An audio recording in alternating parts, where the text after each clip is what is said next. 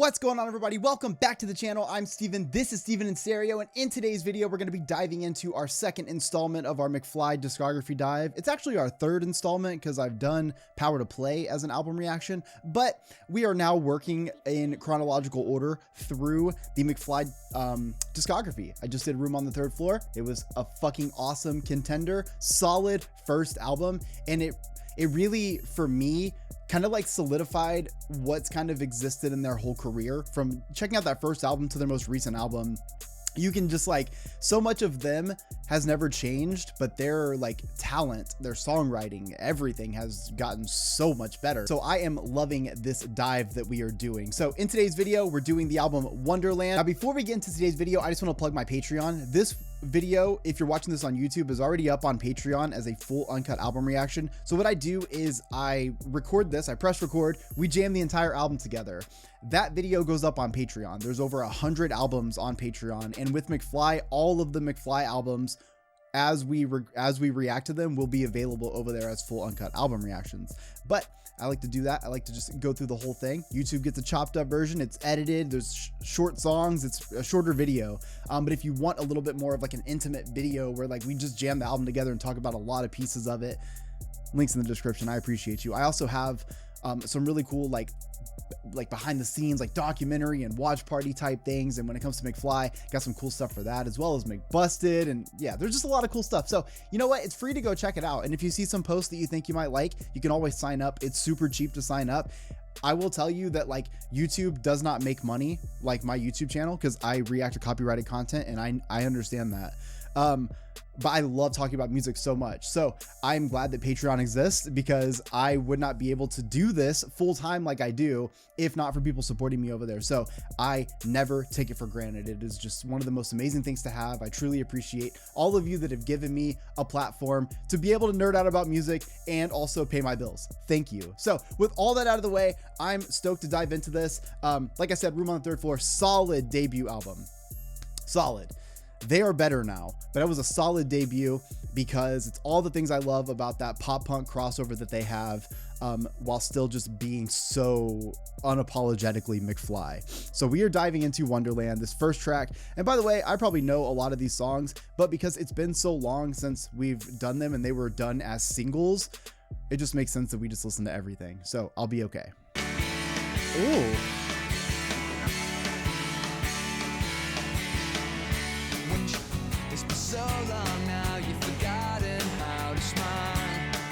Danny's got so many ranges to his voice. Like, I know I like to always talk about that like gritty rock voice he has, and you know, we're all massive fans of that, but like he's also got a lot of different just vocal styles, so it's always fun to get to hear more Danny.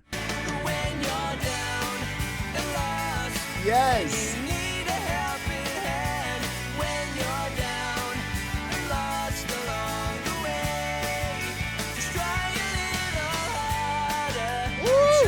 Wait, we're getting those surfer vibes again. That's why I loved Room on the Third Floor. I just love that they were just like, let's make pop punk Beach Boys.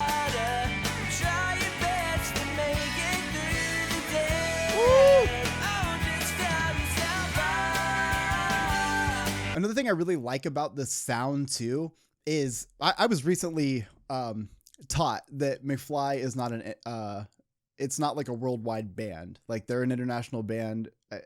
It's like, I guess I never quite understood that until now. It makes sense why I don't get to see McFly all the time. They don't travel to the US all the time. But one of the things that I love about the sound right here is this is the sound that like Green Day was putting out, and like several other like big artists. And that sound not only is just so prevalent from like the late 90s to, you know, I would say like 2008-ish, 2010-ish, right? And then it made a comeback, but that sound so prevalent, and Green Day, obviously a worldwide band, right? But I love that there is also this band called McFly, and they are also, you know, doing a similar style in their own unique way. Like, McFly is always like, again, unapologetically McFly, but they're doing this sound on their own, whole different country, nailing it like this. Like, listen to these guitar riffs, right? But then being McFly, I haven't heard Green Day do a lot of surfer riffs. I'm going to be honest. I couldn't really tell you if I've ever really heard them do them, but that's what I like about McFly is they've got this sound that is similar to a pop punk style in the sense of like Green Day, but then they're doing their surfer vibe like Beach Boys. And that, again, I fucking love that creativity. So many hidden gems of music exist. And unfortunately, we are all going to die before we ever get to discover just how much greatness lives out there.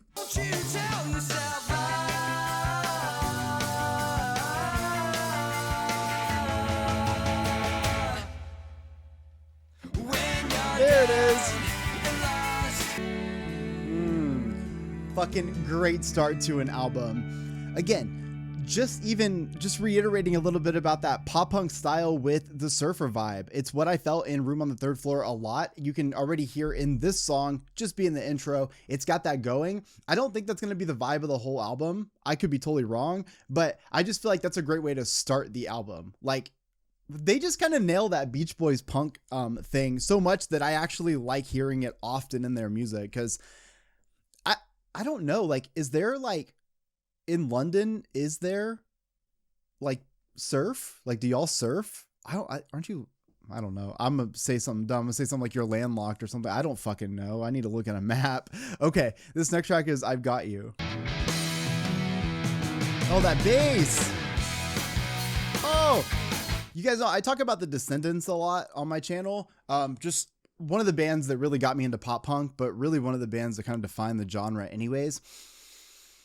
I bet Dougie's a fan. I bet they're all a fan. It's kind of hard not to be, but I bet Dougie's a fan. The bass riff that he has here, just how it kind of like plays a little bit on its own, kind of off the guitar a bit, it's so Descendants to me. Also, that's like such a small thing to talk about right now. What? I was in a band that sounded like this when I was in high school. They were called the Turnaways.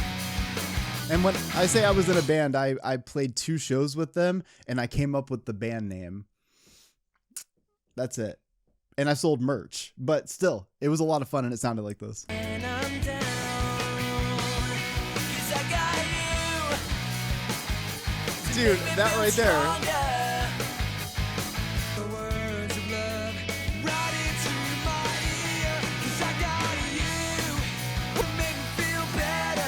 Oh yeah, those harmonies. The lean into the pop punk sound on this is fucking awesome. I feel like Room on the Third Floor had it, but I actually feel like they leaned even harder in Wonderland, which is really cool. I feel like 2005 was a great time for this because this was a very prevalent sound. Like I say, this sound has come back at this point. But before that happened, we had a lot of great bands, and then there was kind of this like empty space for a while. Alt rock was kind of taken over by more like, there was like a little bit of hard rock emphasis. I remember like, you know, bands like Hinder and Buck Cherry, like that became the sound for a while. And then, you know, I do like that in modern day, like I feel like hip hop and a lot of alternative spaces have like picked pieces of pop punk to now, you know, make this new style. But this is such a great style. And I'm so glad that McFly came back in, you know, 2023 and put out a fucking rock album to go with all of this. You know what I mean? So sick.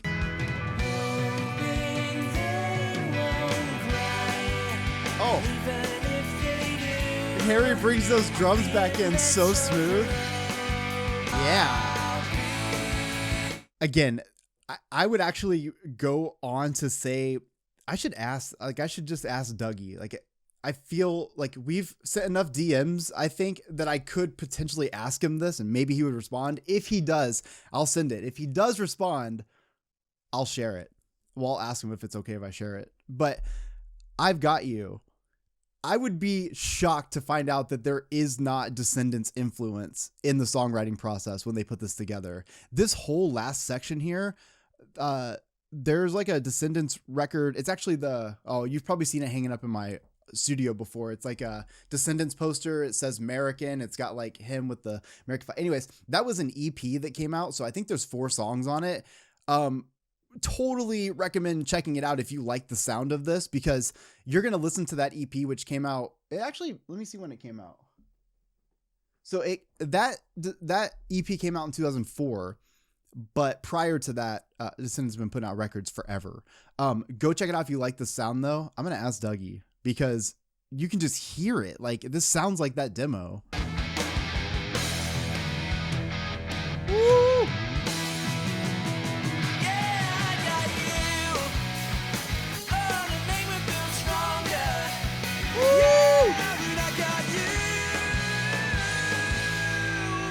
Okay, so I have like a thought. I'm only 2 songs in, so like this thought is gonna change for sure. But on first couple songs, I actually feel like in these last 2 tracks, these feel very much like a style of music that I love.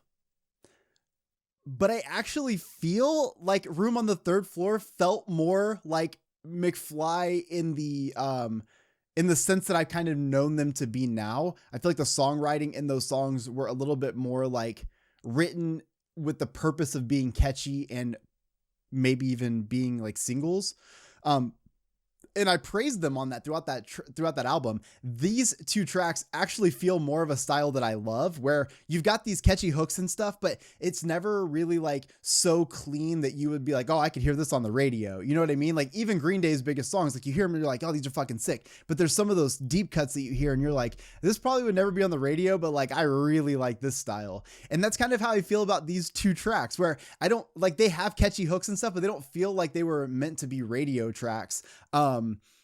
Very interesting. Usually you get more and more of that as albums go on, but I feel like they did their first album and then, you know, kind of switched up a little bit. There's only 2 tracks in. Literally, this opinion is going to change so much, but I do think that's really interesting, because it's really hard to double down on a sound like that, taking out like a big piece of the pop portion, in your second album, unless it's literally like, no, we're just going all in. I mean, they have a song on here that's got 67 million fucking streams. Like, this thing's no joke. And both these songs are they're some of the most popular songs on this album. So I do love it, because I just love the sound so much.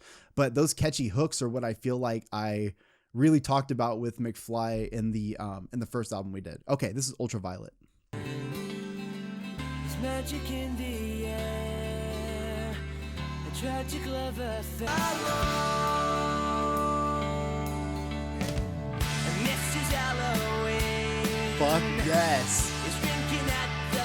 Do you see what I'm saying? When I just like that whole thing I was just talking about, those last 2 songs, this feels the same way. This is a style of music that I fucking love, but it is not what I would immediately associate McFly with. I talk about them being involved in pop punk and all that stuff all the time, but in a different way. It's typically pop punk for the sake of being able to write punk rock songs with pop choruses that end up being singles. A track like this feels very pop punk, very in the space, and something that people that are fans of this genre are going to absolutely love, but I don't see it commercially successful. You know what? I don't know how to explain that in a way where it's like, I love the style. For example, my favorite band is Bayside. This is exactly how I can describe it. My favorite band is Bayside. They write some of the best songs I've ever heard in my entire life. They are the best songs in my opinion. I bet I just said that and maybe 1 or 2 of you even know who that band is, right? Because they wrote songs they wanted to write and they just happened to be amazing songs for what they were, but they weren't like radio songs. And that's how I'm feeling about McFly right now. These are songs that I fucking love. I'm going to end up loving this album based on the sound alone. But I don't feel like this is that radio sound from McFly. I'm great with that. I love that. I want to hear all the ranges from them. And I know this is going to be one of my favorite albums. I can already tell. Oh!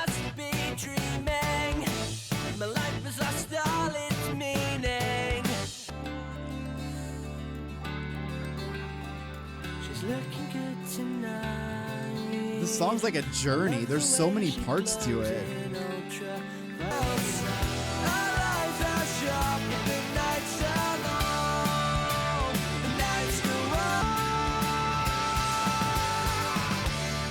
Ooh, Danny motherfucking Jones.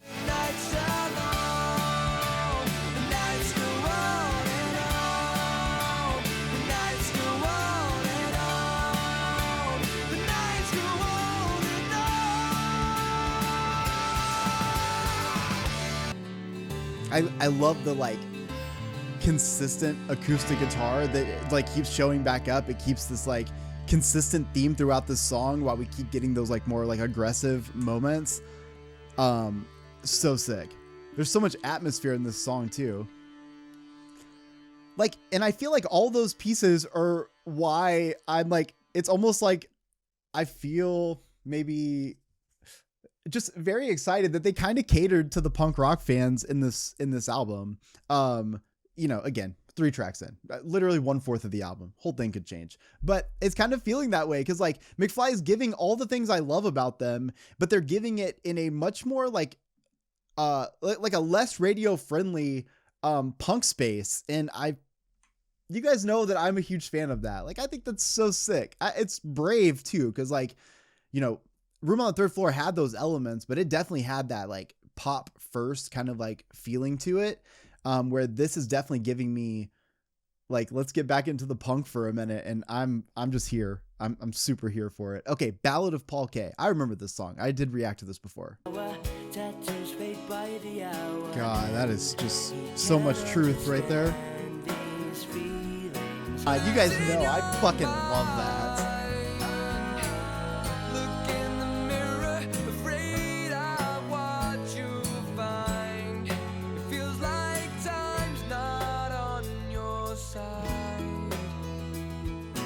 Applying for his pension, so his children don't know he's heading. Look in the mirror, afraid of what you'll find. Feels like time's not on your side. The other thing I really like about this song too is like, obviously like Paul K's going through it, right? And Paul K has had a battle with alcoholism for a while, it seems. And, maybe works a dead end job. Not quite sure. He's obviously not feeling happy, even though he's got the kid, the wife, the dog. He's not feeling fulfilled. He just drinks and watches TV all day and watches time pass by as he gets older. I feel like there's a lot of things that a lot of us go through that are very similar. Maybe we're not all, alcoholics, or maybe we don't, have that substance that we go to or whatever, but it sounds to me like Paul is in a loop of depression here. And that's a very like real fucking unfortunate situation to be in. And anyone who's ever been through it knows what it's like. You would be totally, even though you're not okay with it, like I could be sitting in this chair watching my life burn around me and I would be upset about it and I'd be wanting to fix it, but I can't seem to like do it. Like I can't seem to get up and do it. And I feel like that's what's happening to Paul, and he's just getting older and he feels like I can fix this. I can change. I can be someone else. But each day just comes and Paul is still Paul. Woo!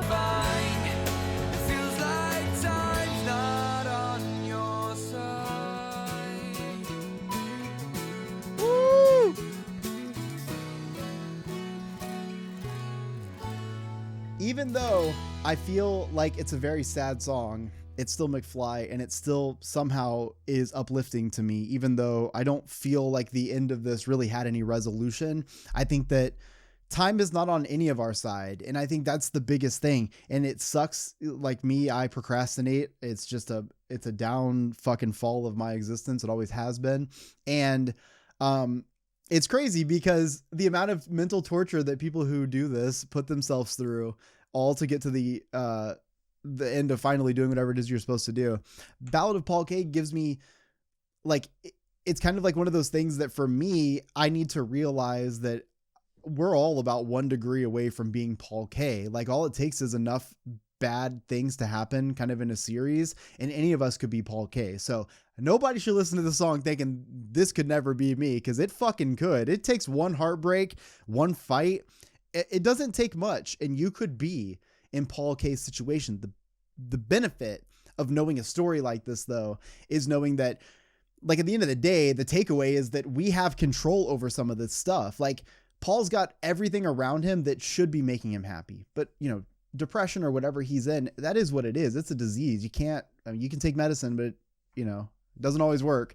But you have to be able to also accept, I have to accept that I have ADHD. That cannot be my excuse. I have to accept that I have depression. It cannot be my excuse. And I feel like Paul has to accept that even though there are things that he cannot change, there are still things he could change. And he's surrounded by people who need him, but he's having a midlife crisis and he's spending money he doesn't have to keep up with people that he doesn't even like, probably. All for the sake of trying to, it's just, we get so caught up in this time loop. And Paul's like, we don't want to be like Paul. Okay. I'm telling you right now, you don't want to be like Paul. I lived a lot of my life like Paul. And again, I'm probably 1 degree from being Paul again. You know what I mean? Like, you have to be able to understand your downfalls to be able to embrace a future version of yourself that is going to be successful, or at least, you know, not hate every second before you die. Listen, we all got to be here, right? We didn't ask to be born, but we're here. And to be honest, it's pretty fucking cool. And especially if you are in a situation where like you have things in your life, like you have security and food and shelter and those things.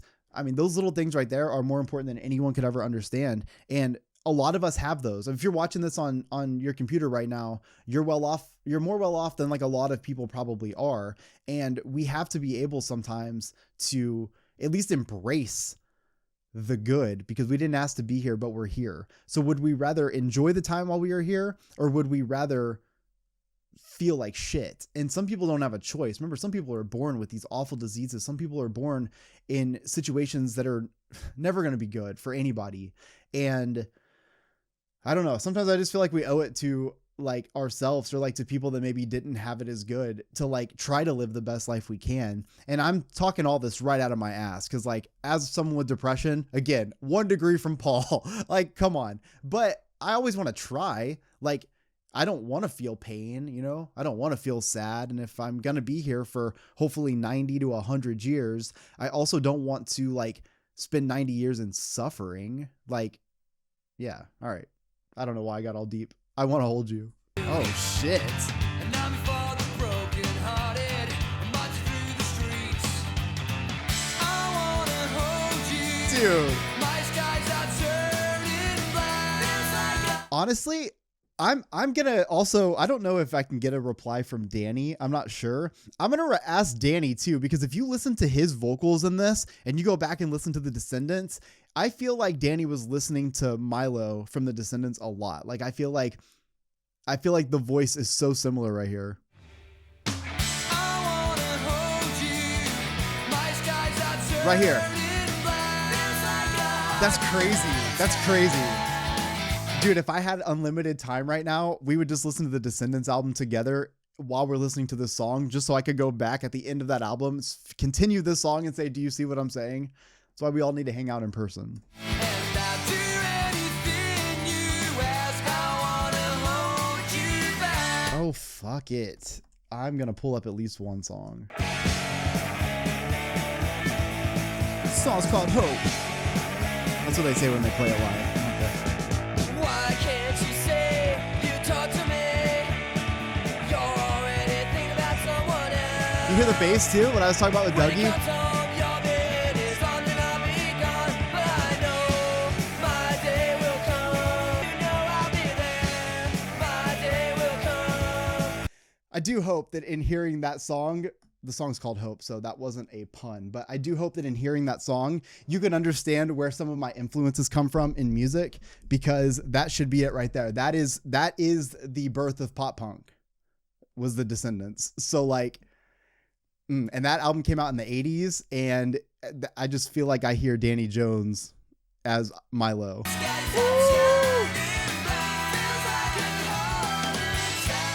Fuck.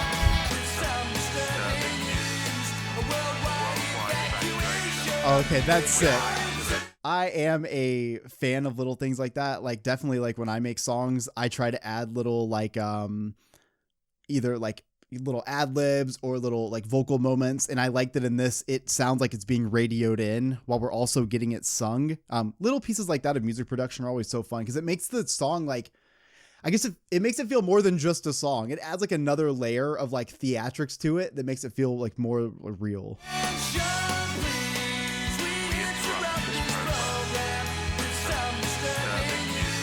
Oh, fuck. Dude, McFly is one of the fucking coolest bands. Oh, yeah.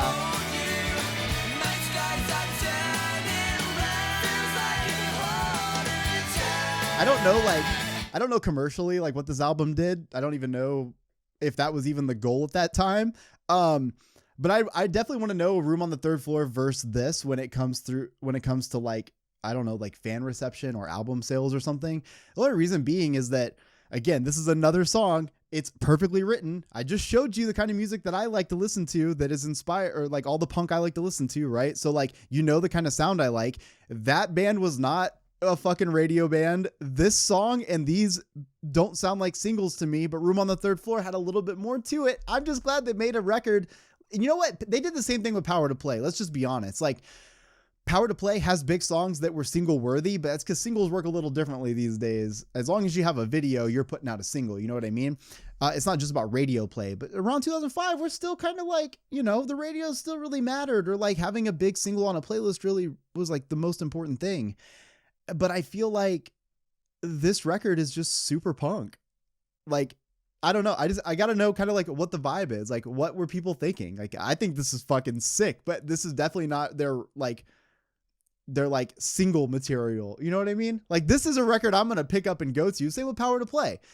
They wrote some singles, like I said, but like that record was just pure fucking rock, and they just happened to have some that were like super catchy and people caught on to as singles. But like those songs were like heavy as fuck, and the same thing's happening here. This is just a very different time in music. So I love the bravery that they like had to experiment with this coming off on their second album, but also thank you, because I'm a fucking fan of this.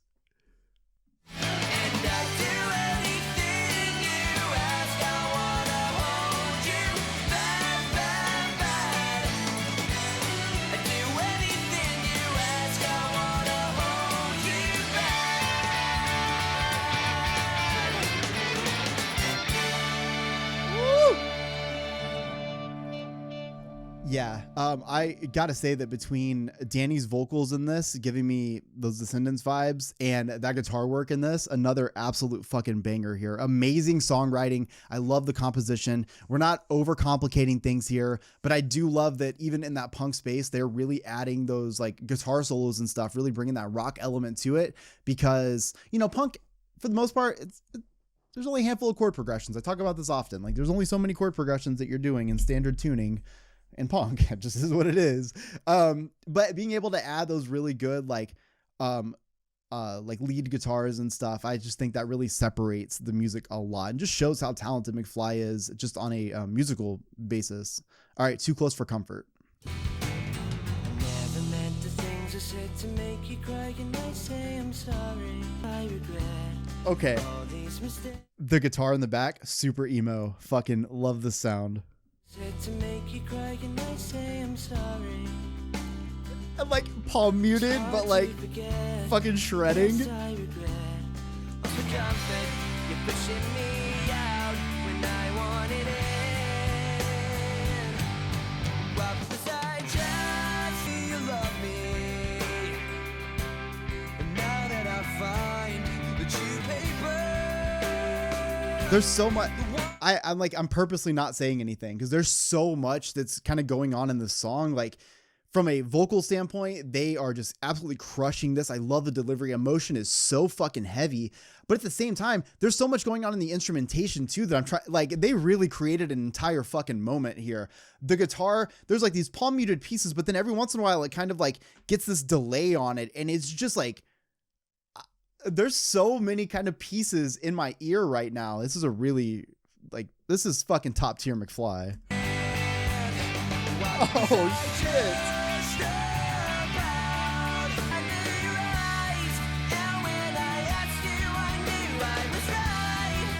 Oh my God.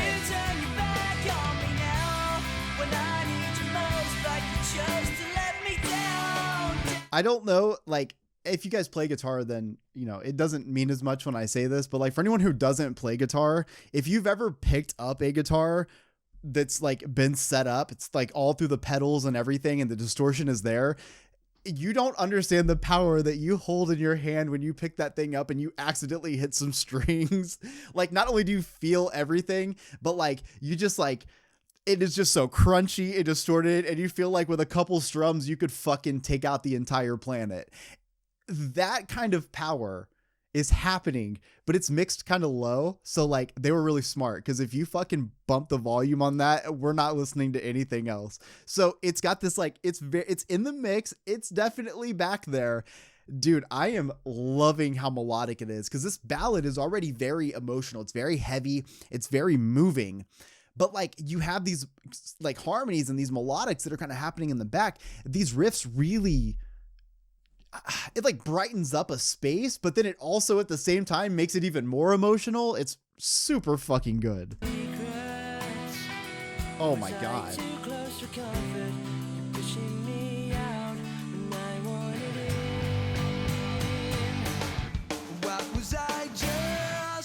Oh! Oh my God, I am so fucking into this. I know how you feel. That's one of my favorite McFly songs. I don't think I've ever heard that. There's no way. Unless maybe I saw a live version of it, which would make a lot of sense. This is an absolute fucking banger of a track. This has every element, not only of McFly. So a lot of the times when I react to albums or stuff, like a lot of my opinion is based around the band. So like, if I feel like a sound, like I've heard from you and stuff, like that's part of kind of like the thing that I'm kind of talking about when I'm reacting to it. With McFly, that's not what I'm saying here. It's not like, oh, this is some really great songwriting from McFly or this. No, this is really great songwriting in general. This is a fucking banger of a track. It is very emotionally heavy. You can feel the depths. You can feel that emotional piece. Even in the first like few seconds, I was like, oh, that guitar sounds really emo right there. Cause it was giving me this like Hawthorne Heights kind of vibe or Silverstein kind of vibe where we're like jamming to the song, but there's this, well, that was Until the Day I Die. It was Story of the Year, but still, you know what I'm talking about? Like you have these like little, so when you have all that kind of coming together, this song was already building up. But then they really just fucking touch that pedal, let that guitar go, and just ripped through the rest of the song. And it is really beautiful. I think that in that moment, especially with where the guitar is mixed, doesn't take away from anything, only adds. And I feel like it was just such a perfect soundscape for them to give this vocal delivery, which again is just giving emo ballad. And I love this. I think my brain has to get out of the fact that just because McFly became popular and like known in the pop space for writing for like major artists and being involved, I mean, they're a popular band on their own, right? But like, I have to get that. I need to wipe that out of my head because I think my expectations get blown away when I listen to their music. Because I'm like, oh my God, I can't believe they wrote this. But I need to stop doing that. Of course they fucking wrote this. One of the things that I've always preached about McFly is that they have like come up in the alternative space. And because that, it's the music that they like. Their first record is a pop punk record. Their second record so far is a fucking pop punk and emo record. Like, I have to get over the fact that they happen to get popular because of it. Because like, I know that in modern music, in their modern stuff, I know all that. But when I'm going back and listening to these records really mean a lot because it was all still unfolding for them. Like this career was still budding. It was unfolding. They didn't know what was going to come next. And so these songs are just fucking sick. And I'm so stoked that these sounds were, you know, got them popular. It's fucking awesome. I'm very familiar with this song. All About You. I need one of your kisses, you still do. Dancing on the kitchen tiles. Yes, you may. It's all about you, baby. Oh yeah. Banger recorded because you really get the emphasis on that great vocal work. I will say I actually prefer this song live. I think that while the song hits, it actually hits even harder live. Their live vocals, I think, are what does it because they'll go like above and beyond. Like the rasp is insane and the energy is insane. You got the crowd singing. And I think it actually makes a song like this feel much bigger. But like I've always said from the very beginning, McFly wrote music to be performed live. Again, why I love Power to Play so much. Okay, this next track is She Falls Asleep, Part 1.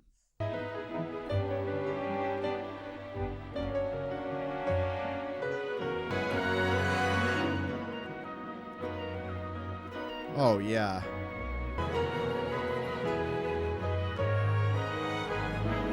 Oh, fuck.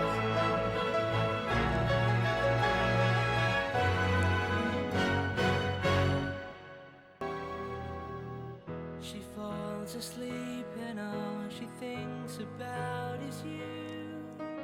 Oh my God. You know, it'd be so hard. Oh. Hey. She's calling about a broken home, and I don't know what I should say. Tom Fletcher's fucking musical background, Tom Fletcher's love for like Broadway. And I don't know like what he was doing at this time when in regards to that, but obviously later in life, we know he really like dove into it, right? You can hear it through here. One of the things I love so much about this instrumental right now is it's very symphony based, right? It feels very emotional, very heavy. It feels like a musical score. And that's exactly what I fucking love about this. It feels so theatrical. There's so much drama. And then Tom comes out, who is literally the perfect voice for this. You're climbing the stairs, I know where the breathing is. For you, why she wants to live. She's not God, that much more to give. Everything is for you. The why she wants to live. She's not God, that much more to give. Oh, this is like Tom's fucking moment. Please save me, I've been waiting.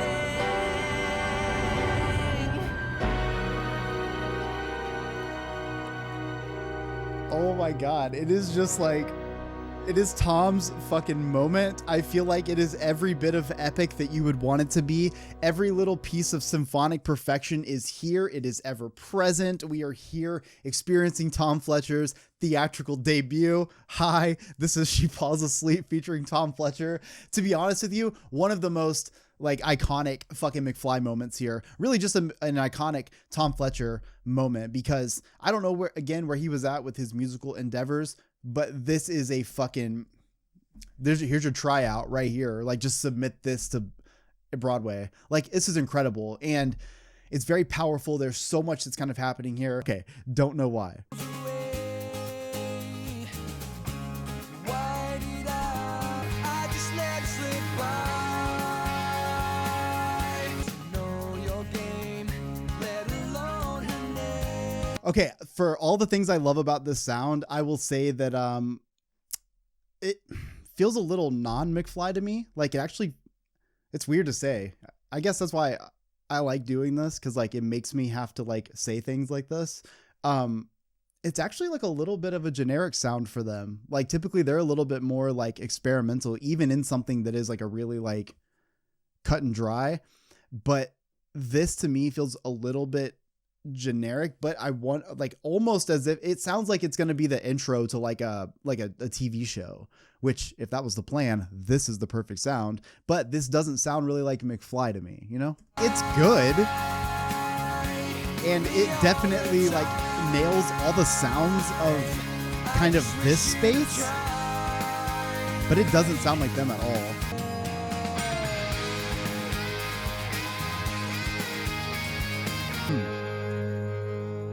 Yeah. That is not one of my favorite tracks from McFly. It is definitely matching that hard rock style though, that radio rock, but I don't know. I guess like to me, I've seen them do so many amazing things that then I hear something like this and I'm like, okay, well, you know, we all have tracks that maybe aren't stand out from our artists. This track, I guess like the reasoning that I'm not into it really just has a lot to do with what I know that they are doing. But I also have to remember this is their second album and like they're still testing things out. But I guess like even from a songwriting perspective, when it came to that chorus, that is not a McFly written chorus that like I'm familiar with. You know what I mean? Like typically that's where a lot of their power goes. And I feel like in this, the lyricism, there was a song on Room on the Third Floor where I said something similar about the lyricism, where it felt like it was a little bit like simple for McFly, and I felt like that was like the chorus of this was too. That, I mean, they are a band that they have moved fucking mountains, in my opinion, in music, in a space that is otherwise hard to be creative in. They've done it. So then I hear a song like this and I'm like, okay, this sounds exactly like what I would assume bands that do this sound like, but y'all are so much better than that. So not my favorite. It's also really difficult because that just came off of She Falls Asleep. Like, how are you going to give me the pinnacle of perfection? And then we go to Don't Know Why. So, okay. Don't know why you would do that. All right. The next track is Nothing. Even words of sympathy mean nothing.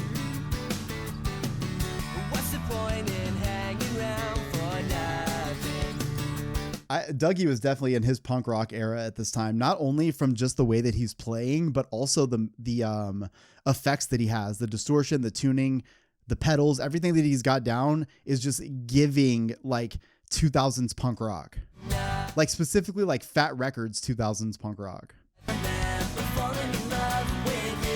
Let's go.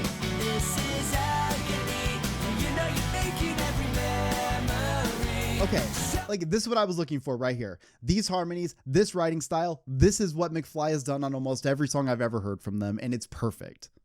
Let me just back it up. Right there.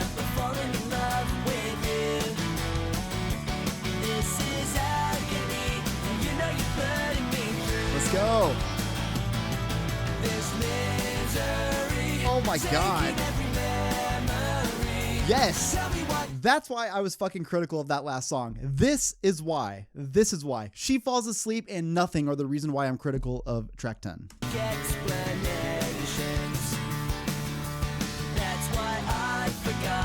Ooh, good. And the harmony.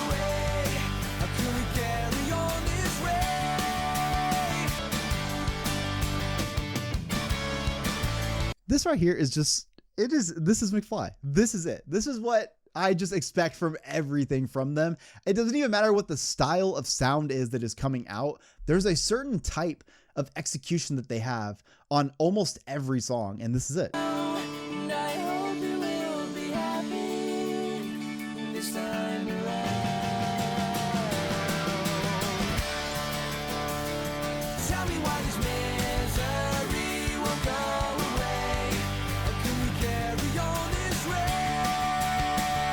Danny's vocals in this are incredible. I just love this. It's got such a good punk fucking vibe to it. That, again, you write a fucking chorus like that. Just write it. Write that chorus. I'm gonna sing it forever. Like anytime you can give me that kind of execution on this vocal work with that chord progression, and again, give me a fucking harmony. You want to know why I want to talk about McFly so much? This is why. All right, the last track is Memory Lane.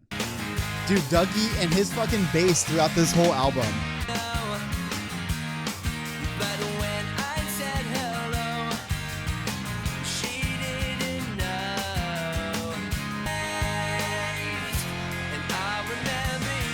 Oh, I really like the loose cadence that's here. I feel like Tom's delivery, like it seems really cool because of like how he delivers it. The timing, like there's not like a set timing for his vocals. Like obviously the song's on a time signature, but he is like, it's just really cool. I don't know. I'm gonna just play it back a little bit.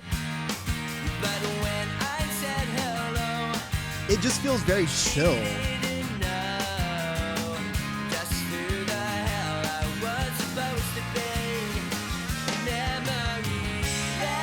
Like right here. Oh yeah, that's so fucking cool. You know what's cool about that too is this style kind of gives me like I'm in a bar, I'm like singing in a crowd, like it's some like bar fucking anthem, right? Like I'm kind of like getting that moment, like we're all fucking singing. And I like that it's like the music part is tight, but the rest of it is very loose, and it kind of feels like you're just swaying back and forth with other people as you're singing this song. And like Tom's fucking approach to that, it's very creative. I'm into it. Oh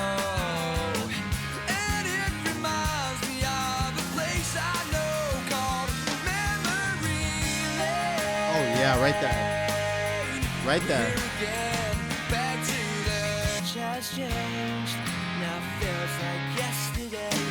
Went away. So much has changed.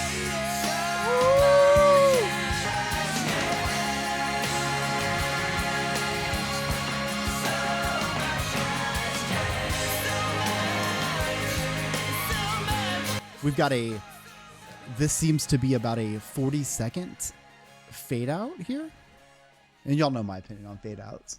I think that albums should be listened to front to back. So if you're going to have an intro and an outro, make it count, you know? Let me know when I'm starting that album and let me know when I'm moving on from that album. Memory Lane is perfect for that.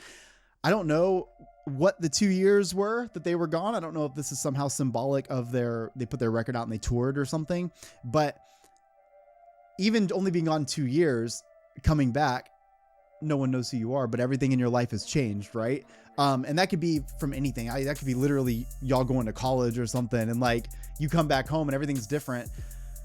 It's a very real thing, and I think the older you get, it's even weirder. Like, I'm from Houston, Texas. I know that a lot of you live in a different country than the United States, but I'm from Houston, and that is Southern. That is the South. All right. It is what it is. It is the South. All right. The dirty South. And yeah, so I'm from Houston, but like, I don't live there anymore. And every time I go back, it's so weird because you do go down memory lane, but like the memories look different.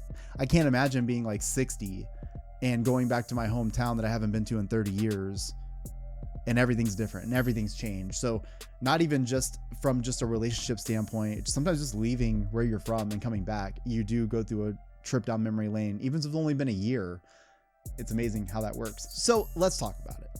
I think that this is a solid sophomore album. I think that it actually evolved in a way that I appreciate, but that I actually think may have been I don't know if it was a disservice to them or not. So it's a evolution that I appreciate, but I feel like from their career standpoint, I don't know really what that did. But if you listen to Room on the Third Floor and then you listen to this record and you listen to them back to back, and I can actually say I did that because I just did the other McFly Room on the Third Floor reaction. When you listen to them back to back, I think that's a better written record for being like a big time band, being a band that wants to be like in the media and all that stuff. Room on the Third Floor is perfect for that. This record is literally catering to the fans of the more heavy sound and the more punk sound from them. I mean, I'm talking like we had the One Surfer vibe, right? And I'll Be Okay. But like the last record had a bunch of them, but in a very pop centric feel. This is a very like pop punk record, emo emphasis, couple little like big emo ballads kind of happening, but for an otherwise like perfect for a fan of this music. But I would actually be like, man, I love this album. One of my favorite albums from you guys. What made you decide to put this one out second? And again, I don't know. Like, I don't know what happens next. I just know Power to Play ends up happening at some point, right? And that's a heavy ass record. So this record right here, while I'm saying I don't know what that did for your career in terms of going like a little bit heavier on the punk stuff, like, you know, because you want to reach if you want to reach mainstream, then you want to reach mainstream. And the only way to reach mainstream is to write things that are accessible for mainstream audiences. I think Green Day does a great example of that. Everybody fucking knows who Green Day is, right? And I think McFly is similar in that regard, but this actually has like a lot of stuff that I think is actually like, I don't know, it's just heavier and a little bit more nuanced than like a very accessible pop punk and punk rock. So for that reason, I fucking love this. I think this is a great fucking album. It is solid. And I'm telling you right now, there are songs on here that are just like literally the best, like literally the best songs from McFly on their second album. And they've got 6 of them. So this is the 3rd album that we've done from them. And of those 3 albums, while Power to Play, I think is still top tier because they did something I think really important at a time when music really needed it. But man, I listened to these and I like this record the most out of this and Room on the Third Floor. I like this record better for what I like in music. I think Room on the Third Floor is a better record for like the general, just for everybody. I think everyone can enjoy it. It's super accessible and it's super awesome. But I think just from a punk rock space, Danny Jones' voice throughout this, that, you know, almost Descendants like quality, Dougie's bass riff through this, like all of his bass riffs through this, like his mixing in these things, Tom's very theatrical vocals, especially getting into She Falls Asleep. That is literally monumental status fucking music from McFly right there. I'm going to make it into an instrumental. It's not a if, it's when, and I think I might do it today if I have time. And then of course I feel like Harry's drumming on this is just, we've got all the punk rock vibes. I mean, coming in at the best times, he's got some awesome drum fills, a lot of like very punk, high tempo kind of happening. And that's what I've always loved Harry as a drummer, because he makes his presence very well known. You know, you got 3 people in this band who can sing and do all those things. And I think we've heard Harry do like some harmonies here and there, but like make your presence known in the same way that we kind of like, everyone knows who Travis Barker is. He's a fucking drummer. Like, that's amazing to me. And it's not just because like his popularity as it's grown. Travis Barker has been a drummer he's been a household name drummer for almost my entire life. Like, that's fucking amazing, because he's playing a style that would otherwise be very generic. Like, you don't have to go that hard, right? But he has a signature sound. If you ever go and listen to Travis Barker do a cover of a song that you know, you're like, Jesus Christ, now I get it. Well, I feel that way about Harry whenever we're listening to McFly's music. I feel like you can teach someone to be a drummer. You can teach the instrument. But like, to free flow and have a drum and bass section, like the way, like basically like this amazing percussion section that you have with Harry, but then you've also got Dougie, and the two of them play into each other so well that they really drive these songs. And to be honest, that's what gives Tom and Danny this really beautiful space to like deliver the vocals that they do. And Tom and Danny, two very different vocalists, and that kind of relationship throughout this album is amazing. Like, I love that Tom's got that nasally, like, again, like emo Newfound Glory type kind of vibe, while we've got Danny more so in that like rugged, rough, rock, edgy kind of sound. And when those two come together, it's fucking incredible. And when they trade off vocals and then the harmonies come in, and you know Dougie's back there harmonizing too, like, there's just so many perfect things that happen. It's an incredible record. So I like this record. I would say this is my Power to Play is my favorite right now. This is my second. Room on the Third Floor is my third. But having said that, I would say Room on the Third Floor is better from a popular, like, if you're looking to make a popular record, I think that's a better record. It's more well written than this one, but I like this one so much, and I hope you guys kind of pick that up in this video, because I'm on a vibe today and I felt like spending a long time talking to you guys about McFly. If you guys liked it, make sure you guys like the video. Also subscribe to the channel so you guys don't miss any more. If you're watching this on YouTube, hi, I love you guys. If you are watching this and you're like, man, I wish I could watch the whole song, or I wish, you know, he showed more than 30 seconds of the song, go check out Patreon. Super cheap to sign up, literally free to sign up, but you can only kind of see what the content is. You can't actually watch it. But if you want to see what I have over there, there's over 100 albums as full uncut album reactions. I put so much in. There's like over a terabyte of fucking data.